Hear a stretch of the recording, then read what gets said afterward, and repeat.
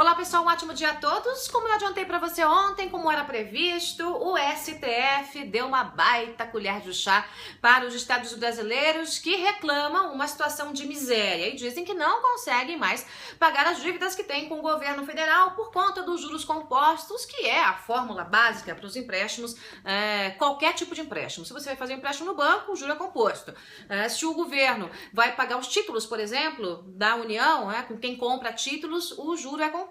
Mas os estados, alguns deles aí numa situação falimentar, dizem que não conseguem mais superar ou pagar essa dívida porque o juros estaria próximo aí da agiotagem, conforme eu falei para você mais cedo. O STF, na prática, deu um prazo de 60 dias e de maneira imediata ele empurra esse problema diretamente para Michel Temer, que será o novo presidente da República. Ou seja, o STF pega um abacaxi enorme e ao invés de descascar o abacaxi e dizer o seguinte, olha, a jurisdição, a jurisprudência, a Constituição dizem isso, isso e aquilo. Então vamos lá, vamos decidir aqui como é que a coisa funciona.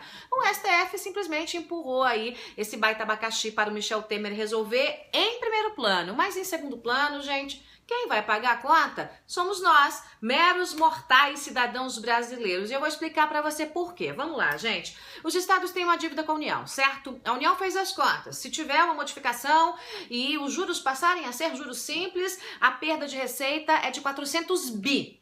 A União somos nós. Somos nós somos a União. Então, de onde vocês acham que o governo vai tirar esse dinheiro? É da iniciativa privada, é aplicando mais impostos, porque o governo, em geral, só sabe fazer uma coisa, né? É tirar dinheiro do bolso do cidadão. E a gente vive num momento em que boa parte dos estados tem maus administradores. Então é o seguinte, o governador chega lá, bonitão, assume o governo, faz tudo errado, uma lambança danada, gasta mal o dinheiro público, não consegue pagar as dívidas, atrasa o pagamento do funcionalismo, como a gente está vendo no Rio de Janeiro, gente, amíngua há meses, porque o incompetente do governador não consegue resolver o problema, e aí os estados não conseguem dar uma solução para os problemas ou que herdaram ou que eles mesmos criaram recentemente com os novos governos, e aí empurram para a União, como se quem fosse pagar a conta fosse a própria Dilma Rousseff, que enfiasse a mão no bolso e dissesse, opa, eu vou pagar. Não, gente, quem vai pagar é a União, e se é a União, somos todos nós. Então, a gente tem que ponderar aí os dois lados da moeda. Claro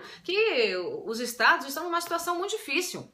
Agora, tem estados que estão pagando as contas direitinho, que estão pagando aí os juros que tem, as dívidas com a União direitinho, que estão pagando os funcionários direitinho. É preciso pensar se, de fato, premiar o mau gestor, o mau administrador, o incompetente, o que não consegue cortar gastos, o que não consegue diminuir o inchaço da própria máquina, se premiar esse incompetente através da redução de juros imediata, é uma alternativa. Não tem lanchinho de graça. Se o dinheiro sai daqui, ele chega acolá. Se o dinheiro não sai daqui, ele não chega acolá. E se precisa do dinheiro aqui, faz como? Faz o quê? A gente tem que pensar um pouquinho nessa situação. O STF errou, na minha avaliação, em não ter colocado ordem nessa bagunça. Simplesmente procrastinou, empurrou esse abacaxi aí para o Michel Temer, que vai ter que resolver. E de qualquer forma, gente, o STF dizer que vai ter que ter conversa entre Estado e União, essa conversa já existe há muito tempo e tem um projeto, inclusive, que tramita no Congresso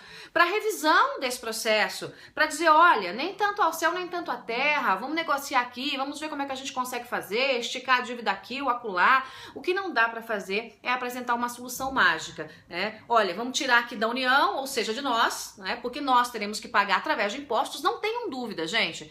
Se houver uma perda de receita de 400 bi, esse dinheiro vai sair de algum lugar, e esse lugar é do seu bolso, do meu bolso, é do comércio, é da indústria. Não tem como fazer mágica. Então não dá para o STF simplesmente empurrar esse negócio, porque para dar uma forcinha para os estados, ele acaba prejudicando ou criando uma possibilidade gigantesca de aumento de tributos, de sobretaxar a iniciativa privada. É preciso pensar muito nesse momento. Os estados, sim, estão quebrados. Agora, a maioria, uma parte considerável dos governadores não tem feito o dever de casa, não tem cortado gastos, não tem enxugado os gastos com a máquina pública. E aí a gente tem uma presidente da República incompetente que está fazendo tudo errado, Os governadores, por sua vez, pensam, olha, ela tá fazendo tudo errado, por que eu tenho que pagar a conta? Aí os governadores também querem empurrar esse abacaxi lá pra frente e no final das contas, gente, a corda sempre estoura do lado mais fraco. Para fechar, mais notícia de economia, a taxa Selic pelo menos se manteve. 14,5%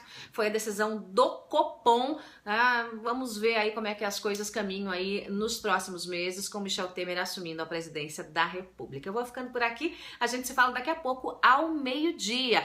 Pense nisso, hein, gente? Pense nisso que eu te falei. Não tem lanchinho de graça. A União não é uma figura, não é a Dilma, que já tá de malas prontas, já tá limpando as gavetas. A União somos todos nós, pelo menos somos nós que pagamos a conta. Tchau!